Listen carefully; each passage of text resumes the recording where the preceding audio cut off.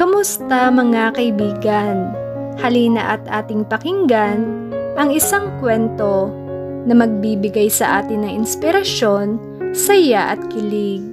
Pero kung bago ka pa lang sa aking channel, pakiclick ang subscribe button pati na rin ang bell icon para lagi kang updated sa parating pa na upload. Akay-akay ni Joseph ang dalawa niyang anak na pumasok kami sa pinagdalhan niya sa amin. It was huge, though mas malaki pa rin yung mansyon ng mga digiya. Habang pinagmamasdan ko silang maglakad, na patalon-talon pa ang mga bata at mga nakangiti dahil may sinasabi sa kanila si Joseph. Hindi ko maiwasang mapangiti. Kung ako lang, hindi ko sila madadala sa ganitong kagarang bahay. But Joseph can. He can turn anything and everything possible. I can only give them my love. Lumapit ako sa kambal na pareho nakangiti sa akin at parehong may hawak na kutsara. Nagkalat pa ng ice cream sa bibig nila. Bakit mo sila pinakain ng ice cream? They requested for it. Kumuha ako ng tissue at pinunasan ang bibig nila. Gabi na, pinakain mo pa sila niyan.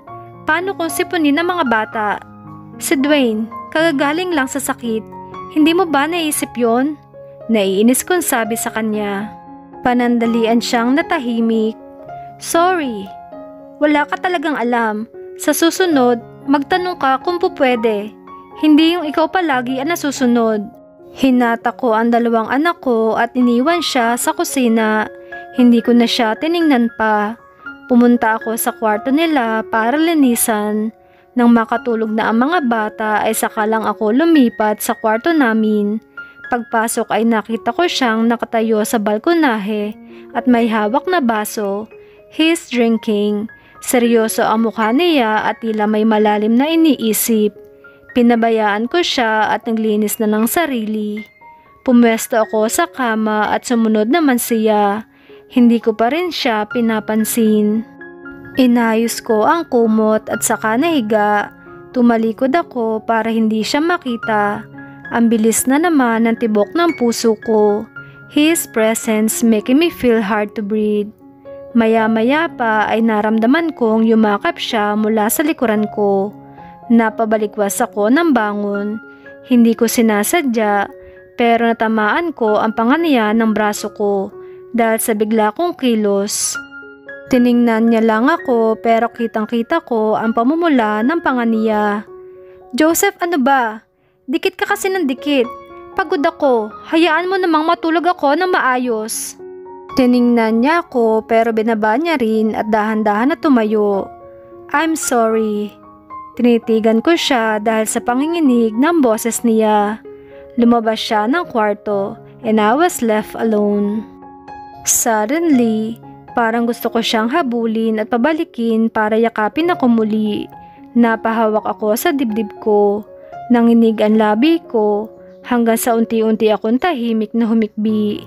Niyakap ko ang aking mga tuhod at umiyak. Ayoko pa rin siyang nakikita na nasasaktan. Nahihirapan din ako. Hindi ko alam kung saan siya natulog dahil pagising ko wala akong katabi. Pababa ako sa hagdanan ay nakita ko agad si Joseph sa sala at may kausap sa phone niya. Bihis na bihis at tila may lakad. Tinitingnan niya ako habang may kausap siya sa kabilang linya. Pero agad din nagpaalam sa kausap ng papalapit na ako. Dinaanan ko lang siya at nagpunta sa kusina. Naabutan ko doon si Emily na naghahain. Good morning, Ma'am Ara. Ginitian ko siya. Tanggalin mo nga yung ma'am, nakakasiwa. Biro ko. Utos po ni sir, bawal baliin, lalo na pagpatungkol sa inyo. Ngiting aso pa siya sa akin. Naabutan ko naghaharutan ang mag-ama sa sala. Nagtaka ko dahil pare-pareho silang mga nakabihis. Humalik lang ako sa kambal tapos ay nagpalit na ako ng damit. Bala ko kasing dalawin ang puntod ng lola. Nagsusuklay ako sa kwarto nang pumasok ang mag-aama. Nagtalunan sa ibabaw ng kama ang kambal. Pero napansin ko nakatingin sa akin si Joseph. Aalis ba kayo? Tanong ko sa kanya. Kumunot ang noniya. Ipapasyal ko sila. You're going with us, right? Binaba ko ang suklay at kinuha ang bag ko. Hindi ako makakasama, may pupuntahan ako. E-text mo na lang ako kung magkakaproblema sa mga bata. Hinalikan kong muli ang mga bata bago umalis. Alam kong sinusundan ako ng tingin ni Joseph. Para kasing may gusto siyang sabihin sa akin. Bit-bit ang kandila at ang isang basket ng bulaklak ay pumunta ako sa puntod ni Lola. Pero habang papalapit ay nakita kong may babaeng nakatayo doon. Unti-unti ay parang maubusan ako ng hininga nang makilala ko kung sino yun. Mona? Nilingon niya ako.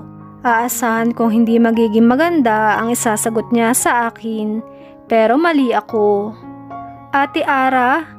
Lumapit siya sa akin at niyakap ako. Bigla ay parang naiiyak ako.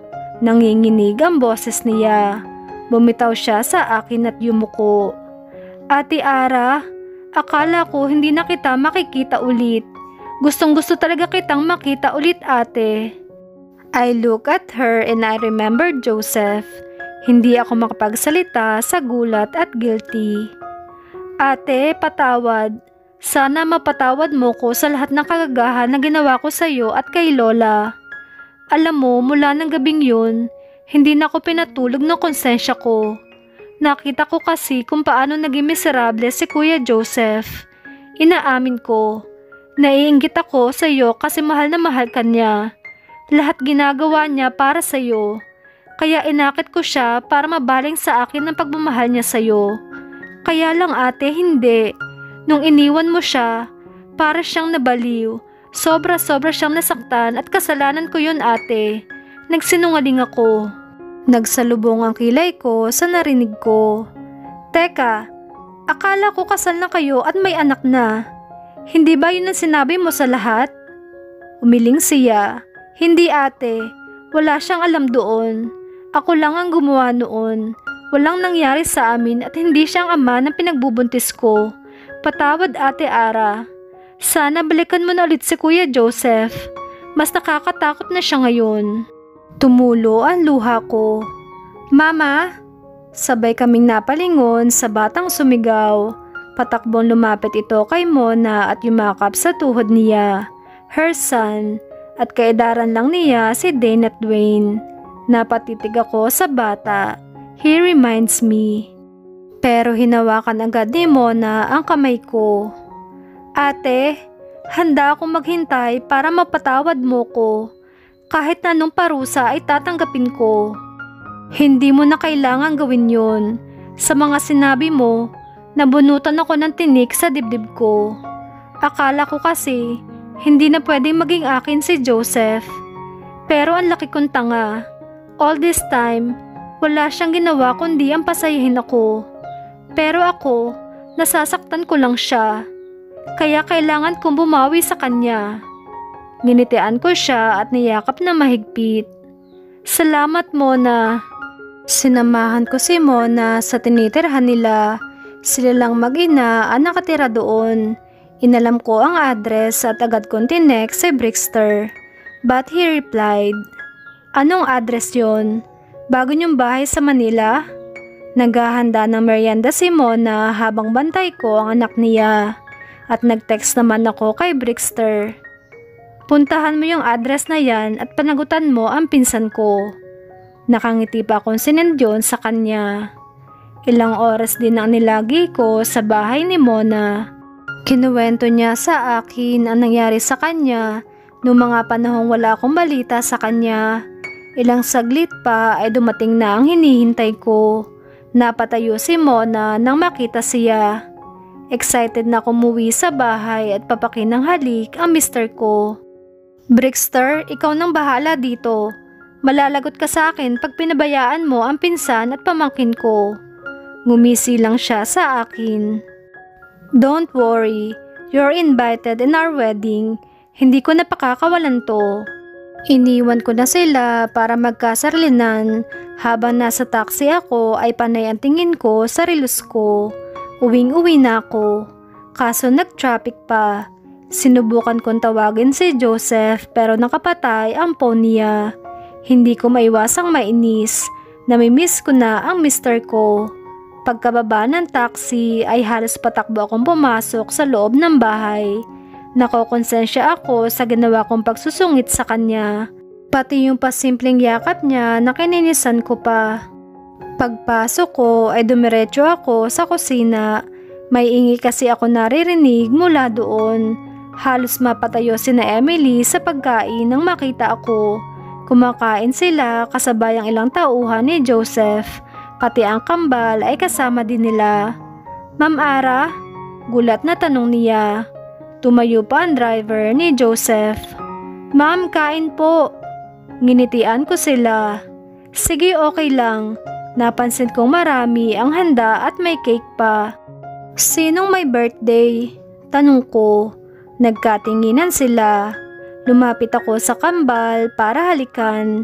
Tiningnan ko silang muli. Ewan ko pero parang may kakaiba. "Ma'am Ara, birthday po ngayon ni Sir Joseph."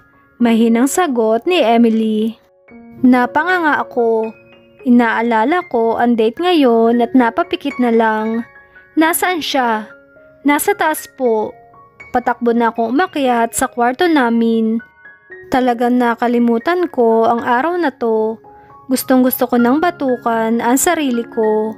Humahangos na binuksan ko ang pinto ng kwarto namin, but my heart broke nang makita ko nakaupo siya sa gilid ng kama, nakayuko at hawak ang ulo niya. I bit my lower lip. "Joseph?"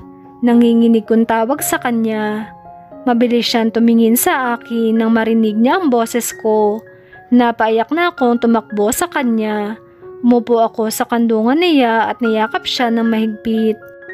Humagulgol ako sa sobrang katangahan ko. Naramdaman kong tila nanigas siya sa pagkakaupo niya at marahan na nilapat ang mga kamay sa likod ko. "Why are you crying? May nanakit ba sa'yo? May masakit ba sa'yo?" Pag-alala niyang tanong. Humarap ako sa kanya at kinulong ang mukha niya ng dalawang kamay ko. Wala na akong paki kung anong itsura ko dahil sa pag-iyak. Basta pinaliguan ko ng halik ang mukha niya. Hinalikan ko siya sa labi niya, sa pisngi, sa noo, sa tenga, sa ilong at leeg niya. "I'm sorry, Joseph. Please, I'm so sorry." I kissed him again. "Bakit ka nagsusorry?" Yumakap ulit ako sa kanya. "Akala ko kasi gusto mo akong gawing kabit mo kaya mo kami dinala dito. Sinusungitan kita kasi naiinis ako sa iyo at sa sarili ko. Akala ko kasi naghihiganti ka lang sa akin." Lumakas pa lalo ang iyak ko. He was surprised, but then he chuckled as he realized what I had said. "What are you saying?" Nahihiya akong tiningnan siya ulit. "Akala ko kasi ikaw ang ama ng pinagbubuntis ni Mona noon kaya iniwan kita. Akala ko kasal na kayo." He held me in my face. "Ara, ni minsan hindi ko hinalikan man lang si Mona. I know, I'm sorry. Ikaw lang ang mahal ko. Ikaw lang ang babaeng mamahalin ko at magbubuntis ng mga anak ko. Ikaw lang ang nagpapabaliw sa akin ng sobra-sobra. Mamamatay ako pag nawala ka pa sa akin. I love you so much, Mrs. ko." Sabi niya sabay po na sa aking luha. Pero hindi ko na napigilan pa at siniil ko siya ng halik. Lahat na ng emosyon ko binuhos ko sa halik na iyon. Mahal na mahal din kita. Ikaw lang din sa buhay ko, sa isip ko at sa puso ko, Joseph. Sorry din kasi nakalimutan kong birthday mo ngayon. Umiyak akong muli. Tumawa lang siya at hinalikan ako. "Ito ang pinakamasaya kong birthday. So please, Mrs. ko, huwag ka nang umiyak." Malambing niya sabi sa akin. "Wala akong regalo," maktul ko. He tilted his head and stared at me. "Ikaw lang ang gusto ko regalo." Sabay kindat sa akin. I smiled at him. "I love you, Mr. ko." "I love you more, Mrs. ko." Then he kissed me. Hinaplos ko ang pisngi niyang nasapa ko kagabi. "Masakit ba to?" Ngumuso siya at parang batang tumango. I kissed his cheek, na para bang dahil doon ay mawawala ang sakit nito. Sorry, sabi ko ulit. Pabawi ka mamaya. Tudyo niya. Suminghot ako at ngumiti. Promise. He bit his lower lip. Ngayon na ba? Natawa ko at hinampas siya sa dibdib niya. Kumain muna tayo. Kainin na kita? Nanlaki ang mga mata ko at kinurot siya sa mga pisngi niya. Tumawa lang siya. Sobrang saya ko nang makita ko ang kasiyahan sa mukha niya. This is my life. He is my life. Lumapit siya sa tenga ko at bumulong. I love you. Pinulupot ko naman ang mga braso ko sa leeg niya. I love you more. I took a deep breath. I felt my chest thumping so frantically. Ilang beses mang kausapin ako'y hindi pa rin mawala ang tila pagdumog ng kaba sa dibdib ko. Not until I felt my eyes watered by my tears when I finally saw her walking down the aisle. Ang mga tao sa loob ng simbahan ay napasinghap nang makita nila ang misis kong naglalakad papalapit sa akin. She's so beautiful. On her white gown, a queen, my queen. She automatically captured my eyes tulad nung araw na una ko siyang nakita. Napaawang ang labi ko nang mas makita ko siya ng malapitan. Hanggang kailan pa ba ako mamamangha sa kagandahan ng misis ko? Kaunting hakbang na lang, makukuha ko na ang pinakamagandang regalo sa akin ng Diyos. My wife, my love, and my everything. Hindi namin tinatanggal ang titig sa isa't isa. She was crying too. I just hope that it was tears of joy.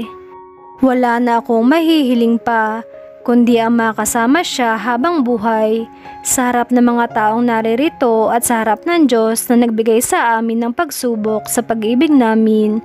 I promise to love her until forever. I immediately snake in my arms at her waist and claim her scent. Nakakaadik man tingnan, but it was heaven. Bahagya siyang tumawa dahil sa kiliti. Bakit ngayon ka lang ha? Late ka na. Kunwaring naiinis niyang tanong sa akin. Napangiti ako. I was 10 minutes late. Kagagaling ko lang ng opisina. Araw-araw kasi ay sa tamang oras ako umuwi. Ngayon lang ako na late dahil dinaanan ko pa ang bagong eskwelahan na lilipatan ni Ryan. Ayaw pa kasing ipag-dorm ni Ara, kung kaya't sinisiguro kong maganda at maayos ang eskwelahan niya. I'm sorry, Mrs. ko. Binisita ko lang ulit ang school ni Ryan. I took the chance and I kissed her on her sweet lips. I felt my body move. Tinigil niya ang paghahain ng hapunan ko at nakangiting hinarap ako. Talaga? Ano, kamusta doon? Safe ba ang kapatid ko doon? Hindi naman yon masyadong malayo dito, diba? Ayoko kasi mag-dorm pa siya. Pero nag-offer si Brixter na pwede naman tumuloy sa kanya si Ryan para kung masyadong malayo dito sa atin. Umasim ang mukha ko na maringgan ang pangalan ng isang unggoy.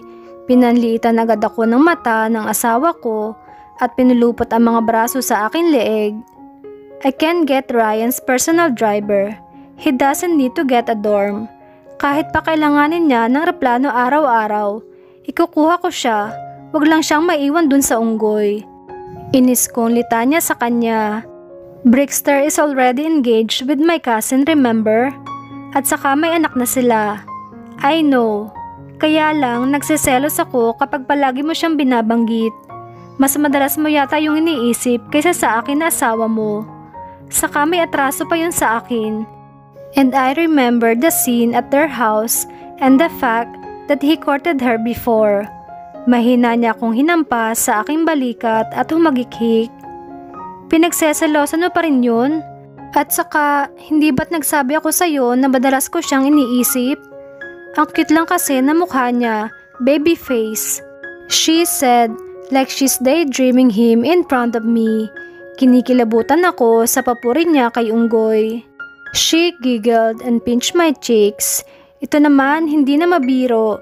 Pero gusto ko talaga ngayon ang itsura ni Brixter. Joseph, dumalaw kaya tayo bukas kina Mona. Dadalhan ko ng chocolate cake ang pamangkin ko. She asked. I kiss her on her neck down to her shoulder. Okay, maybe you Mrs. Lola Feli's house too. Bulong ko. Ilang buwan na rin ang nakakalipas mula nang ibinigay ng asawa ko ang bahay sa pinsan niya. Yun sana ang regalo ko sa kanya nung kasal namin, pero mas pinili niyang ipagkaloob sa pinsan niya. I bought it for her, but since she wanted it to be with her cousin, so be it. She's my boss. Niyakap ko siya at muling hinalikan, ngunit gano'n na lamang ang gulat ko nang bigla niya akong tinulak palayo. Ang baho mo, maligo ka nga. And she even cringed her nose to show her disgust over me. Unbelievable. Kailan pa ko naging mabaho sa kanya?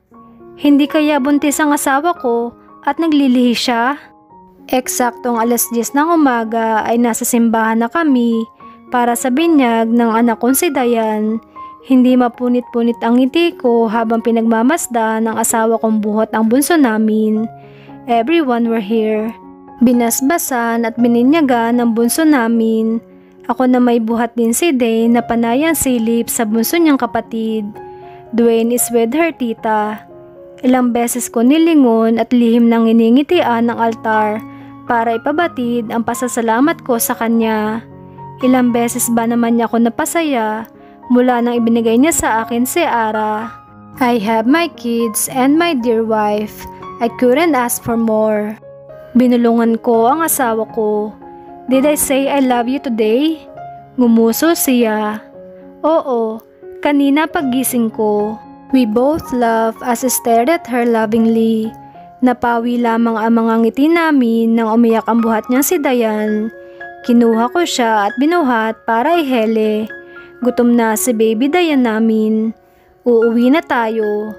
Nagpatuloy muna ang pikturan sa pangunguna ni Nitoy na may halong biruan at tawanan kasama ang mga bisita. Isang lingon pa ang ginawa ko sa altar bago kami umalis ng simbahan. Tunay ngang kapag nakatadhana sa isa't isa, marami mang pagsubok ang dumating, sa huli ay sila pa rin. Dito na po nagtatapos ang love story ni Joseph at ni Ara. Naway meron po kayong napulot na aral. Maraming salamat!